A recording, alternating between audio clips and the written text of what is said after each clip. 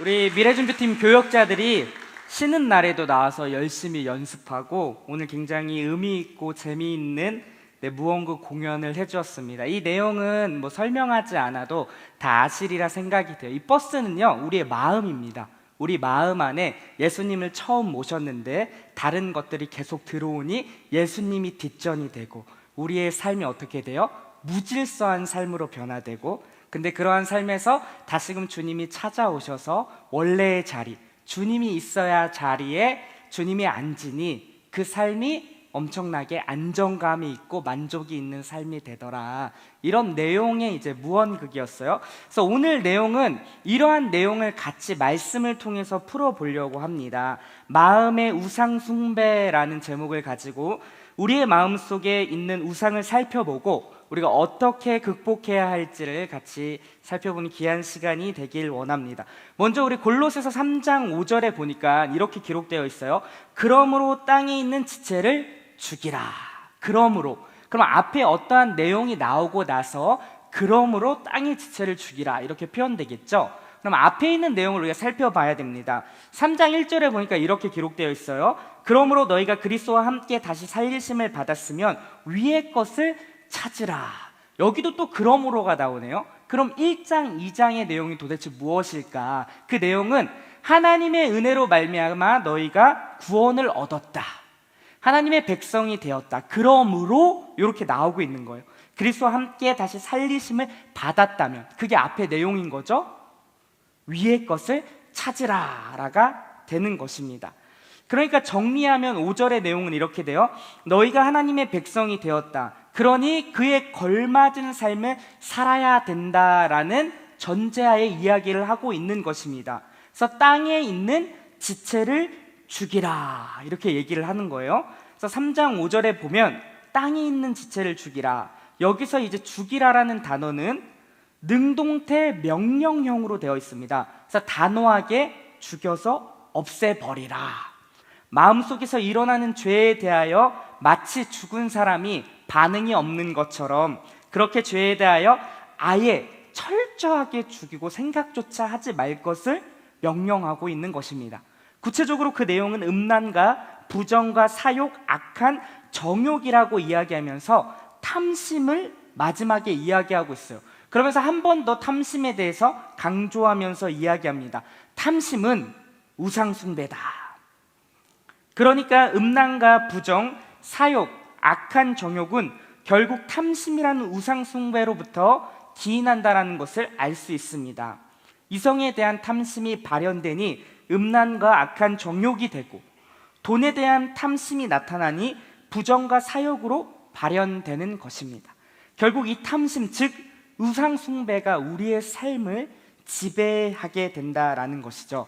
그럼 여기서 우리는 질문을 해야 됩니다. 왜 탐심이 우상숭배일까요? 이 단어를 살펴볼 필요가 있습니다. 이 단어는요, 더 많은 것을 가지다, 더 큰 것을 소유하다라는 의미가 있습니다.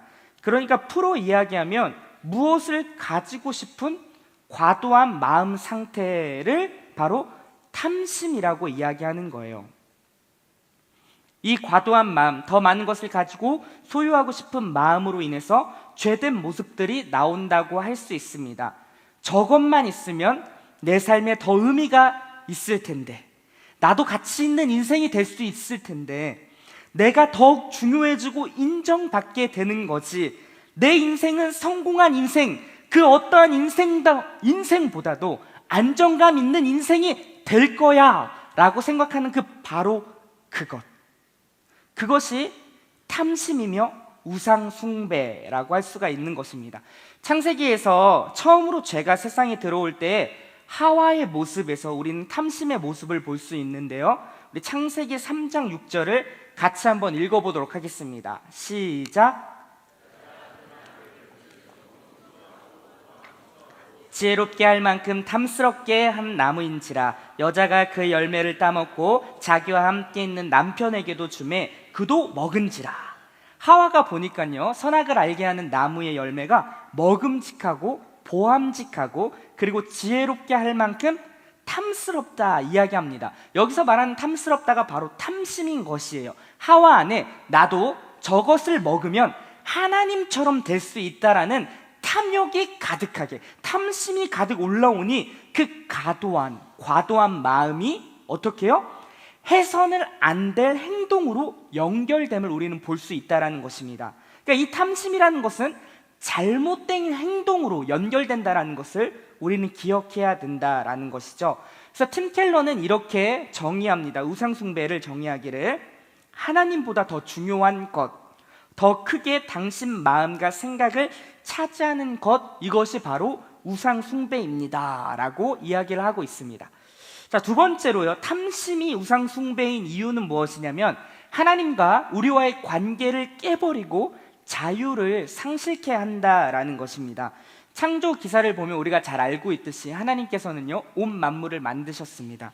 그리고 6일째 되던 해에 인간을 만드셨죠. 그리고 인간에게 온 만물을 다스리고 통치할 것을 이야기했습니다. 하나님이 이 만물의 주인이 되시고 하나님과 깊이 소통하며 하나님의 뜻을 에덴 가운데 구현한 것, 이것이야말로 참 샬롬의 상태, 평강의 상태, 토브, 보기 좋았더라라는 상태였다라는 것입니다. 이스라엘 백성도 마찬가지죠. 하나님께서 이스라엘 백성으로 나는 너희의 하나님이 되고 너희는 내 백성이 되리라 라는 그 언약의 관계, 사랑의 관계로 불렀다라는 것입니다. 그래서요, 하나님께서는 이스라엘 백성들을 향해서 10계명에 이렇게 기록하죠. 1계명, 2계명이 무엇입니까?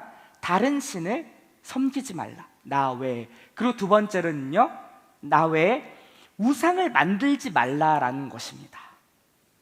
왜 하나님께서 이렇게 10계명에 이스라엘 백성들을 향해서 요구했을까요? 그것은 이 사랑의 관계, 언약의 관계가 깨지지 않기 위해서 하나님께서 다른 신을 섬기지 말고 우상을 만들지 말라고 한 것입니다. 저는 결혼을 했습니다. 저는 아내가 있습니다. 아내랑 저랑은 결혼 관계, 언약 관계, 사랑의 관계에 있다라는 거예요. 당연히 저는 아내를 사랑할 의무가 있습니다. 그런데 제가 아내를 사랑하면서 엉뚱한 여인에게 마음을 빼앗기고 엉뚱한 여자를 사랑한다면 이게 말이 됩니까? 말이 안 되죠. 있어서는 안 될 일입니다.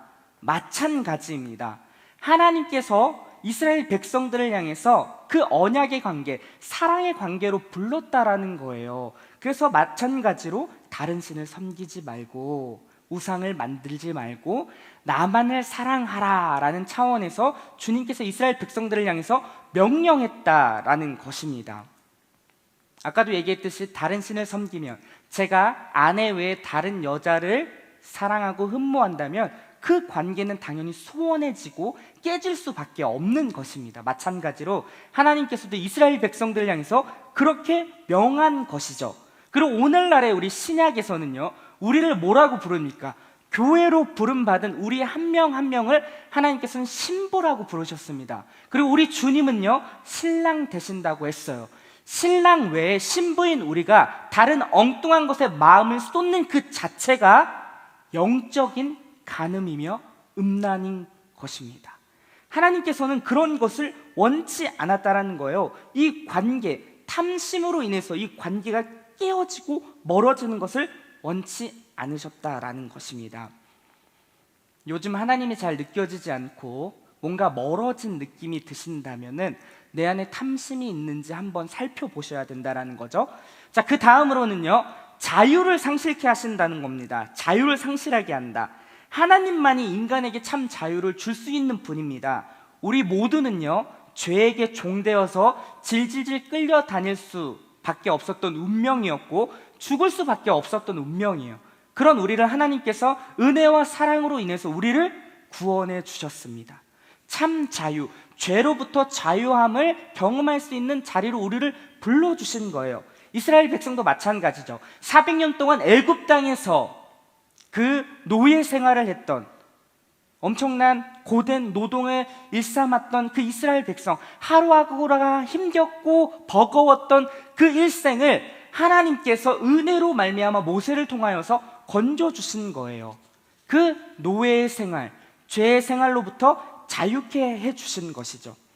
그러니까 하나님을 뒤로하고 다른 것을 찾는다는 것은 자유의 근거를 포기하는 어리석은 행동이라고 할 수가 있습니다. 여러분 잘 아시죠? 진리가 너희를 자유케 한다. 우리 주님만이 진리가 되시고 그 진리 되신 주님만이 우리의 삶을 모든 죄로부터 자유케 할 수 있다는 것입니다. 근데 그 자유의 근원 되신 그분을 버리고 엉뚱한 것에 산다라는 그 자체는 자유를 버리고 그 엉뚱한 것에 우리의 삶을 얽매이는 자리에 놓는다라는 것입니다. 예를 들어 보겠습니다. 돈입니다.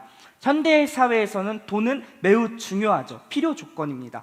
하나님이 주신 자유보다 이 세상이 주는 풍요와 번영이 더 좋아 보이기도 한다는 거죠. 뭐니 해도 머니가 최고야.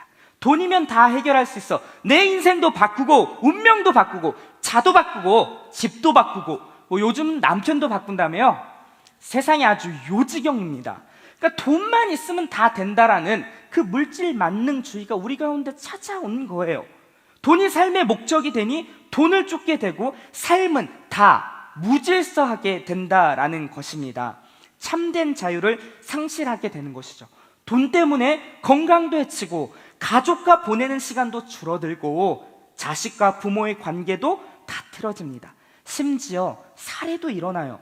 대기업 안에서 유산과 상속 때문에 서로 죽이는 안타까운 일도 벌어집니다. 돈을 위해서라면 사람도 팔아넘기며 인간으로서의 위엄과 권위를 헌신짝처럼 버리기도 한다라는 것입니다. 그래서 디모데전서 6장 10절을 우리 가운데 이야기하고 있죠. 돈을 사랑함이 일만악의 뿌리가 되나니 이것을 탐하는 자는 미혹을 받아 믿음에서 떠나 많은 근심으로서 자기를 찔러도다. 돈이 뭐예요? 일만악의 뿌리가 된다라는 것입니다. 그것을 탐하는 자, 즉 탐심을 가진 자가 어떻게 되는 것이에요? 미혹을 받아 하나님을 떠나는 것입니다. 아까 우리 버스 안에서 봤죠? 처음에 그 운전기사가 우리 예수님을 가장 우선으로 두었는데 그 두었던 의 예수님이 점점점 뒤로 멀어지고 예수님께 받은 사랑마저 어떻게 해요? 다시 돌려버리죠. 필요 없습니다. 주님, 제 삶에 필요 없어요. 제 삶은 돈이면 다 됩니다. 공부로, 지식으로, 내 명예로, 힘과 권력 이것만 있으면 된다라는 거예요. 주님, 괜찮습니다. 이렇게 안타까운 모습으로 전락해버리는 상황에 도래한다라는 것입니다. 그래서 성 어거스틴은요, 죄를 이렇게 이야기해요. 순서가 바뀐 사랑, disorder love라고 얘기하죠. 하나님이 계셔야 할 자리에 내가 있는 것입니다. 다른 사랑으로 대체된 것 그 자체가 우상 숭배라고 할 수 있습니다. 여러분, 우리의 질서 정연한 삶은 어디로부터 오냐면 바로 이 사랑의 관계가 바로 잡힐 때, 하나님께서 내 인생의 가장 우선이 될 때, 거기로부터 우리의 삶은 질서 정연하고 안정감 있는 삶이 될 수 있다는 거예요. disorder love는 disorder life로 연결되는 것입니다. 무질서한 그런 사랑의 관계는요, 무질서한 인생을 우리 가운데 만나게 한다는 것이죠. 이렇게 우상은 우리의 삶의 옥죄입니다. 자유케 되었던 그 자리에서 오히려 그 우상을 섬기며 따라갈 때 그것으로 말미암아 우리의 삶은 다 뒤엉켜버리고 무질서하게 된다라는 것입니다. 자, 그러면 이 탐심은 도대체 어디로부터 올까요? 이 탐심은요, 오늘날의 문화를 통해서 온다라는 것을 알 수 있습니다. 에베소서 2장에 보니까 그때 너희는 그 가운데서 행하며 이 세상의 풍조를 따랐다 라고 이야기합니다. 이 세상이 말하는 그 가치관과 그 문화, 그 흐름을 따랐다라는 거예요. 여러분, 아까도 얘기했듯이 이 세상의 풍조와 문화는 무엇입니까? 물질 만능주의, 돈이면 다 된다라는 거예요. 우리 삶의 돈, 성공은 잘 먹고 잘 살 수 있도록 돈이 많아야 돼. 좋은 집이 있어야 되고 좋은 차, 명품백, 평수 넓은 아파트, 고액의 연봉을 받아야지 세상에서 무시당하지 않고 살 수 있다라는 거야. 정말 성공한 삶을 살기를 원한다면 돈이야, 돈을 따라야 돼. 이게 뭐예요? 세상의 메시지 아닙니까? 또 뭐가 있습니까? 외모 지상주의. 우선 잘생기고 봐야지, 이쁘고 봐야 돼. 그러니 외모와 몸매에 과도하게 집착한 나머지 우울증과 섭식 장애들이 나타나는 것입니다. 돈, 지식, 명예, 외모 이런 것들이 우리의 삶 속에서 유혹하고 세상은 그것을 더 많이 가져라라고 우리 가운데 도전하고 있다는 것입니다. 여러분, 우리가 잘 알고 있듯이 인간 가치의 판단의 기준이 어디에 있습니까? 세상은 소유입니까? 아니면 존재입니까? 소유입니다. 여러분, 소유지향적인 삶을 살게끔 만들어요. 그래야 너희의 인생은 더 가치 있는 인생이 될 수 있다라고 세상은 부추깁니다. 더 많은 것, 더 좋은 것을 가져야지. 적어도 연봉은 5천 이상, 그리고 학교는 인서울 해야 되고, 집은 자가가 있어야 되며, 차는 BMW 끌어줘야지. 그래야 성공한 인생으로 보는 것 아닙니까? 이런 관점에서 저는 실패한 인생이에요. 속상하죠? 자, 그런데요, 자, 희망이 있습니다. 하나님께서도 그렇게 보냐는 거예요. 우리 주님은 그렇게 안 본다라는 것입니다. 소유지향적, 네가 얼마나 많은 것을 갖고 있느냐에 따라서 내가 너를 사랑하고 사랑치 않고 너를 더 소중히 여기고 덜 소중히 여긴다라고 우리 주님이 이야기하지 않았습니다. 만약에 그랬다면 제가 이 자리에 있을 수 없죠. 제가 바로 산 증인입니다. 하나님께서 소유로 평가하지 않고 우리를 있는 모습 그대로 존재 자체로 사랑하고 하나님의 백성으로 자녀로 삼아주었기 때문에 제가 이 자리에 있을 수 있는 것이고, 아마도 상당수, 대다수겠죠. 아니요, 모두겠죠. 우리가 이 자리에 있을 수 있는 것이 아닙니까? 이렇게 우리의 문화 안에 흐르고 있는 그런 유혹들이 굉장히 많다라는 거예요. 근데 더 무서운 것은 무엇입니까? 이 세상이 말하는 이 메시지, 그 가치와 그 것들을 얻기 위해서 하나님을 이용한다라는 거예요. 여러분, 정직하게 우리가 하나님 앞에 서봅시다. 내가 지금 예수를 믿는 이유가 무엇입니까?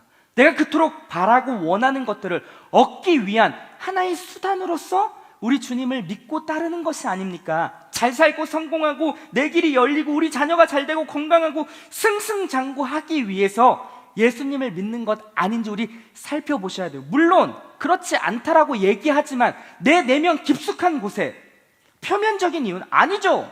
하나님의 영광을 위해서 우리가 주일마다 이렇게 나오는 것입니다 라고 얘기하지만 내 심층적인 그 내 안에 깊숙한 곳에서 진짜 이유는 뭐냐는 거예요. 내가 예수를 믿고 따르는 이유는. 성경적 상담학자 데이비드 폴리스는 이런 말을 했습니다. 실제하는 신과 고백하는 신이 완전히 반대가 될 수 있다.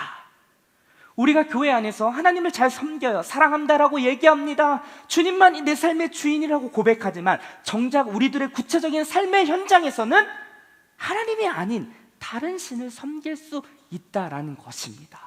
하나님의 가치를 따르지 않고 성경적 세계관에 의해서 내 모든 것을 선택하고 나아가는 것이 아니라, 하나님을 믿는다고 말로 고백하고는 있지만 구체적인 삶의 자리에서 그리고 결정적인 선택의 순간에서는 세속적인 가치가 내 삶의 선택의 판단의 기준이 될 수 있다라는 것입니다. 이렇게 문화는 우리에게 무지종의 세속적인 가치를 심어주고 바로 거기로부터 우리 안에 탐심을 자아내며 우상 숭배하게 만든다라는 것입니다. 자, 그렇다면 우리 이제 진단해 봐야겠습니다. 내가 정말 내 안에 탐심이 가득하여 우상 숭배를 하고 있는가에 대해서 우리가 찾아볼 필요가 있는데요. 자, 어떤 것이 내 마음의 탐심으로 자리 잡혀 있는가 하죠. 첫 번째로, 내 삶 속에서 실시간 검색어를 살펴보십시오. 하루 종일 내가 살면서 가장 많이 생각하는 것이 무엇인지를 살펴보는 것입니다. 실시간으로 시도 때도 없이 생각나는 그 어떤 단어나 내용들, 앉으나 서나 주님 생각이 나타나야 되는데 엉뚱한 것이 내 마음을 지배하는, 그것이 바로 우상일 가능성이 크다라는 것입니다. 결혼의 문제, 긴급한 직장의 문제, 자녀의 문제, 집 마련의 문제 등등 여러 가지 것들이, 우리의 정황은 다 다르지 않습니까? 그러한 것들이 우리 안에, 우리 머릿속에, 우리 마음 가득히 사로잡아 올 수 있다라는 거예요. 자, 두 번째는요, 간절히 원하던 기도가 응답되지 않을 때 어떻게 우리가 반응하는가를 살펴보시면 그것이 우상인지 아닌지를 살펴볼 수 있습니다. 내가 간절히 원하고 바라는 것들을 기도로 준비했을 때 원하는 대로 되지 않을 때가 있잖아요. 그때 우리의 반응, 원하는 것을 얻지 못했을 때 슬픔이 찾아올 수 있습니다. 내가 그토록 바라고 원했는데 안 됐어요. 당연히 슬플 수 있죠. 그러나요, 그 슬픔은 위로받을 수 있습니다. 우리가 직장 내에서 수많은 상사로부터 깨지고 와서 어디에서 위로받죠? 가정 안에서, 우리 동료들 사이에서, 우리 지체들 사이에서. 괜찮아, 나도 그랬어. 그래서 위로받을 수 있는 것입니다. 그 슬픔은 위로가 돼요. 그런데 이 슬픔을 뛰어넘어 절망의 상태에 이르렀을 때 그게 바로 우상일 수 있다는 것입니다. 자녀가 부모의 마음에 기대에 어긋나서 행동하거나 부모에게 실망을 시킬 때 단순한 슬픔을 뛰어넘어 그게 절망의 단계에 간다면 그 자녀가 우리의 삶에 우상일 수 있다는 거예요. 내가 그토록 원하고 바라는 것, 내가 뜻하는 것, 내가 기대했던 것들이 잘 되지 않았을 때의 나의 상태, 절망적으로 우울해하고 답답해하는 것, 그것이 우리에게 우상일 수 있다는 거예요. 이성 교제를 하다가 헤어져서 고통스러운 상황 속에서 교회를 나가기도 하고 성경도 보지 않고 기도도 하기 싫을 만큼 절망에 빠져 있다면 하나님보다 그 남자를, 그 여자를 더욱 사랑했다라는 증거라고 할 수 있습니다. 바로 우상이죠. 나의 간절함이 이루어지지 않았을 때 우리의 반응을 통해서 우상인지 아닌지를 살펴볼 수 있다는 것입니다. 자, 세 번째는 무엇이냐면 하나님이 원하시지 않는 행동을 하고 있는지를 우리가 살펴봐야 된다는 거예요. 내가 진정 원하고 바라는 것들을 얻기 위해서 하나님 앞에서 결코 하지 말아야 할 일들을 한다라는 것이죠. 아담과 하나는요, 선악을 알게 하는 그 나무의 열매를 먹어서는 안 됐습니다.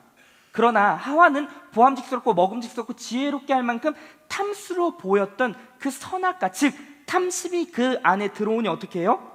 결국 그 마음이 해서는 안 될 행동을 만들게 된 거죠.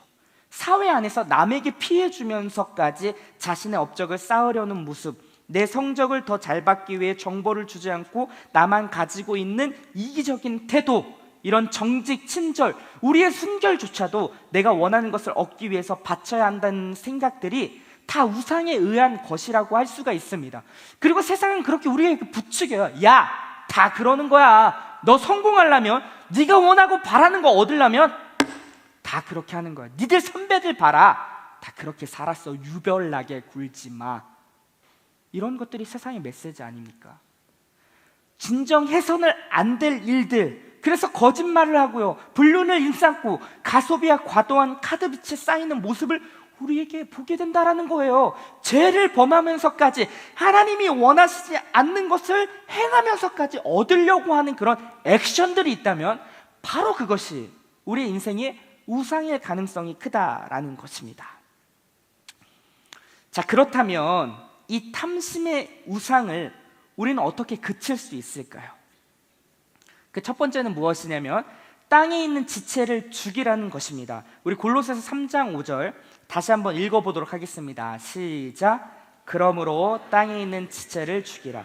곧 음란과 부정과 사욕과 악한 정욕과 탐심이니, 탐심은 우상 숭배니라. 네, 서두에서도 이야기했듯이 완전하게 없애는 것입니다. 그러면 어떻게 해야 되냐면 내 안에 있는, 땅에 있는 우상을 먼저 우리가 발견해야 돼요. 내가 잘못된 행동을 하는 이유는 무엇인가? 왜 이렇게 과도하게 기뻐하고 슬퍼하고 절망하는가? 왜 이렇게 부적절한 행동을 반복하는가를 하나님의 임재가 있는 예배의 자리, 그 기도의 자리, 묵상의 자리, 통독하는 그 자리에서 우리의 모습을 발견하는 거예요. 말씀을 읽으며 나아갈 때, 말씀을 들을 때 내 안에서 내 모든 것을 스캔합니다.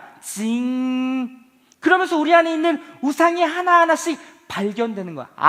하나님보다 더 크게 내 마음에 자리 잡고 있었던 것이 이러한 것이구나. 여러분, 이거 굉장히 무서운 거예요. 우리가 말로 하지만 우리도 무지중에 내 삶의 깊숙한 곳에 그 우상이 들어와서 우리의 삶을 그렇게 좌지우지한다니까요. 나도 모르게 질질질 끌려다니는 거예요. 우리의 삶의 목적과 방향이 그 우상에 기인한 액션일 수 있다는 것입니다. 도대체 우리의 마음 깊숙한 곳에 무엇이 사로잡힌 것일까요?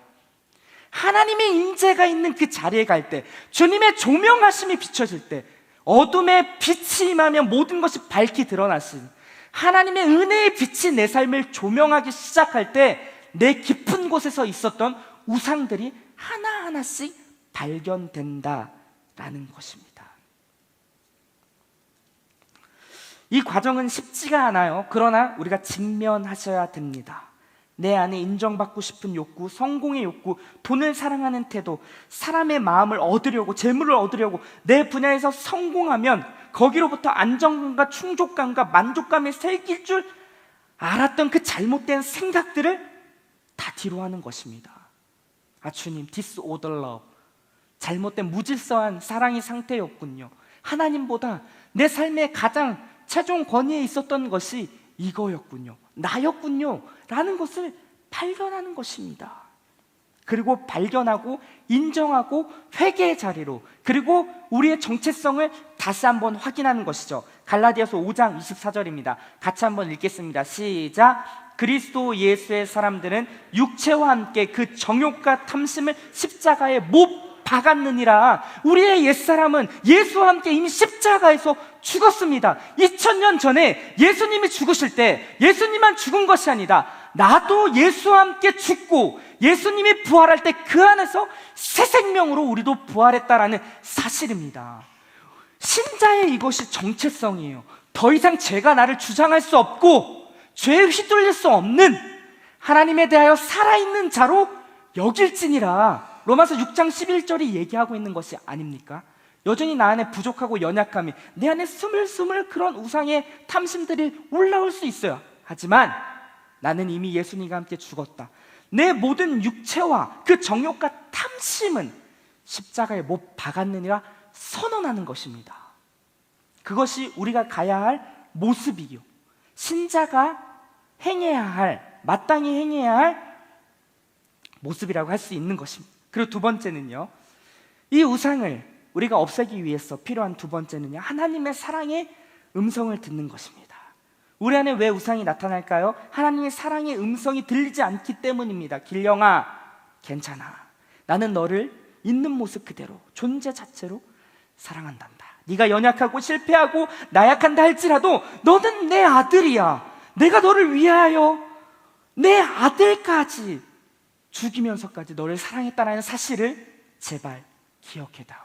이 하나님의 음성, 그 사랑의 음성이 우리 가운데 들려야죠. 그것이 안 들리니 엉뚱한 것에 가서 만족과 유익을 찾으려고 하는 것입니다. 답답하고 낙심되고 힘들고 하는 그런 상황과 환경들이 있을 수 있어요. 그러나 하나님의 임재의 자리로 가서 그 하나님의 사랑의 음성을 들을 때 내가 너의 유일한 만족이 된다.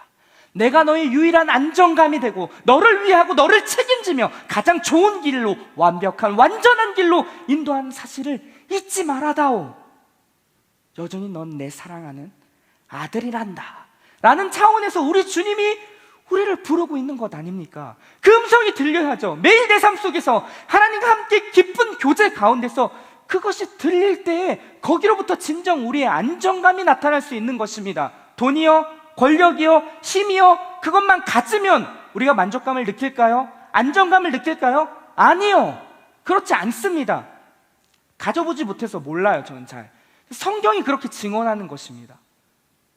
성경이요, 솔로몬이 그 당시에 부와 명예와 권력과 힘 최강국이었어요. 근데 솔로몬이 전도서에서 고백하는 것이 무엇입니까? 헛되고 헛되며 헛되도다 라는 고백 아닙니까? 모든 것을 다 가져봤던 그의 진실된 진정성 있는 고백입니다. 우리의 참 유일한 만족과 안정감은 우리를 구원하신, 우리를 자유케 하신 우리 아버지 하나님 한 분인 줄 믿습니다. 분주하고 어려운 삶은 우리를 계속적으로 그렇게 하나님께 나아가는 것을 방해합니다. 은혜가 떨어져요, 지쳐요, 힘들어요, 예배의 자리도 쉬고 이제 온라인으로 드립니다. 그러다 예배조차 빠지기 시작합니다. 기도의 자리도 나가지 않아요. 매일 묵상했던 자리에서 이제는 3일, 이틀, 하루, 그 매일 성경은요 저 뒤로 처박히고요, 그리고 성경은 펴지도 않습니다. 그저 주일 예배 자리에 갈 때만 들고 갔었는데 이제 이것마저도 귀찮아요. 어느덧 책꽂이 한편에 저 귀퉁이에 그냥 꽂혀져 있는 이 안타까운 모습, 여러분 피셔야 됩니다. 은혜 자리로 나가야 됩니다. 다시 회복해야 됩니다. 그분의 음성을 들어야 됩니다. 거기로부터 우리의 삶은 진정 회복이 이루어진다라는 사실이에요. 그때 우리는 비로소 우리를 사로잡고 있는 우상으로부터 벗어날 수 있다라는 것입니다. 자, 세 번째입니다. 나의 모든 염려, 걱정, 근심을 하나님께 아뢰는 것입니다. 우리 빌립보서 4장 6, 7절 같이 한번 읽어보겠습니다. 시작. 아무것도 염려하지 말고 다만 모든 일에 기도와 간구로 너희 구할 것을 감사함으로 하나님께 아뢰라. 그리하면 모든 지각에 뛰어난 하나님의 평강이 그리스도 예수 안에서 너희의 마음과 생각을 지키시리라. 아멘이죠? 너무나도 잘 알고 있는 말씀이죠? 우리 신방할 때마다 자주 등장하는 말씀이기도 합니다. 기도하십시오. 하나님께서 성도님의 마음과 생각을 지키십니다. 너무나도 잘 알아요. 근데 안 하잖아요. 너무나도 잘 아는데 안 하잖아요. 하나님께 진짜 나아가셔 하셔야 된다라는 거예요. 우리 모든 일에 기도와 간구를 하는 것입니다. 하나님께 하나하나 아뢰는 것입니다. 온 만물의 주인이 되시고 나의 아버지가 되시고 나를 책임져 주신다는 그 사랑의 관계에, 언약 관계에 있는 그 아버지께 우리의 모든 마음의 번민, 고통, 걱정, 근심, 불안함, 초조, 염려, 그 모든 것을 다 아뢰는 것입니다. 그러면 어떻게 한다고? 하나님께서 그리스도 예수 안에 있는 하나님의 평강이 뭐예요? 우리의 마음과 생각을 어떻게 해요? 지키는 것입니다. 여러분, 탐심이 우글우글 내 안에서 가득 차서 내 마음을 휘젓고 다닐 때 휘청휘청, 아까 보셨잖아요. 하나님을 뒤로하고 우리 주 예수 그리스도를 뒤로하고 내 안에 술을, 돈을, 명예와 지식을, 많은 것들을 채우니 어떻게 돼요? 거기에 그냥 휘둘리는 거예요. 그냥 무질서한 인생이 되는 거예요. 이쪽 갔다 저쪽 갔다 질질질 그냥 끌려다니는 안타까운 인생에 전락해 버린다라는 것입니다. 근데 우리의 모든 걱정, 근심, 두려움, 불안함, 초조함을 주님께 하나하나 아뢰며 기도의 자리로 나아갈 때 하나님께서 어느새 내 마음에 평강의 마음을 주시는 거예요. 여전히 내 상황은 변하지 않았습니다. 그대로예요. 그러나 우리의 마음을 진짜 지킨다라는 것입니다. 탐심을 뒤로하게 하고 내 안에 하나님이 주시는 기쁨과 평강과 만족함이 가득 차오르는 거예요. 그게 뭐예요? 성령이 충만한 아닙니까? 내 안에 성령이 충만하니 죄가 더 이상 우리를 지배할 수 없는 것입니다. 상대적인 것이죠. 내 안에 성령으로 충만할 때, 그래서 우리 성령 충만을 위해서 기도하는 것 아닙니까? 간구하고 간절히 기도할 때 죄는 생각나지도 않은 거예요. 우리 주님이 생각나고 주님의 뜻을 어떻게 하면 내 삶 가운데 구현하고 하나님의 영광과 나라를 위해서 실제적인 삶이 행동으로 나타나는 것입니다. 우리의 마음에 무엇이 있느냐에 따라서 우리의 언행은 결정되는 것입니다. 이것이 바로 동심원의 원리예요. 세계관, 내 안에 어떤 세계관을 장착하느냐에 따라서, 내 안에 성경적 세계관을 갖고 있느냐에 따라서, 아니면 세속적인 가치가 내 마음에 가득 차냐에 따라서 우리의 삶의 방향은 결정된다는 것입니다. 여러분의 마음속 깊은 곳에서는 무엇이 있나요? 하나님의 것으로 가득 차 있나요? 아니면 세상의 것으로, 세상이 말하는 것으로 이것만 얻으면 만족하고 유익할 수 있고 안전할 수 있고 내가 드디어 성공할 수 있다라고 생각하는 것들로 가득 차 있나요? 그런 모든 것들을 다 내려놓고 하나님께 아랠 때 더 이상 불안해 앉지 않고 과도한 생각이 일어나지 않으며 넉넉함이 생기는 것입니다. 넉넉함, 주 안에 있는 나에게, 주 안에 있는 나에게 딴 근심 있으랴. 답답한 우리의 마음과 우리의 심정이 다시 한번 회복되는 것입니다. 원하옵기는 사랑하는 우리 성도들의 마음이 이 은혜로 충만히 젖어들어 다시 한번 하나님의 은혜로 회복되는 놀라운 역사가 있기를 소망합니다. 우리 말씀을 정리하도록 하겠습니다. 수많은 것들이 우리 안에서 탐심으로 유혹하고 공격합니다. 새가 머리를 지나게 하는 것은 어쩔 수 없지만 내 머리에 둥지를 틀지 못하게 하는 것은 할 수 있습니다. 세상에 그 어떠한 것이 아닌 우리 주님만의 참 기쁨과 만족과 위로와 채우심, 안정감이 된다는 사실을 기억합시다. 그래서 우리 주님 더욱 의지하고 그 주님을 더욱 사랑하며 우리에게 주어진 이 일주일의 삶, 연휴, 그리고 우상들로부터 승리할 수 있는 더 사랑의 멋진 공동체가 되기를 주님의 이름으로 축원합니다. 우리 이 시간 같이 한번 찬양하겠습니다. 나의 만족과 유익을 위해라는 찬양인데요, 말씀을 들으면서 하나님께서 우리에게 혹여나 조명하신 것들이 있다면 시간 다 내려놓읍시다. 하나님, 내가 주님보다 더 사랑하고 그것으로 만족하려고 했던 것들 다 내놓습니다. 우리 주님만을 더 바라보겠습니다. 그런 마음으로 우리 시간 같이 찬양하며 나아가도록 하겠습니다. 나의 만족과 유익을 위해 가지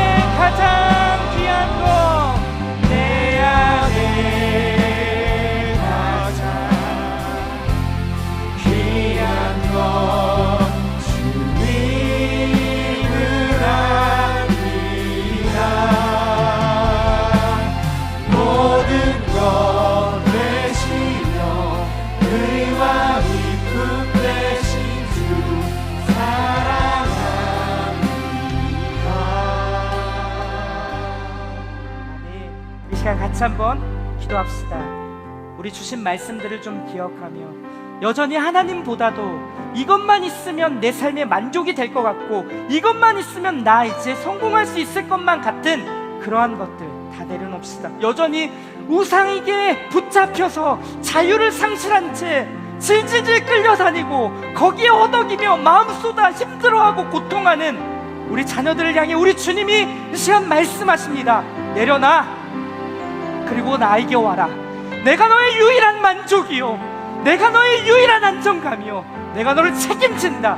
내가 널 사랑한다. 내 아들을 아끼지 아니하면까지 너를 살린 내 아버지인 것을 너 잊었니? 다시 한번 그 자리로 나오라.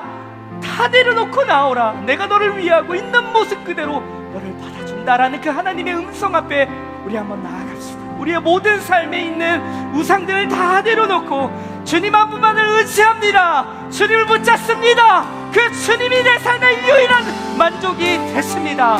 우리 그러한 기도 제목 갖고 시간 함께 기도하며 나아가도록 하겠습니다.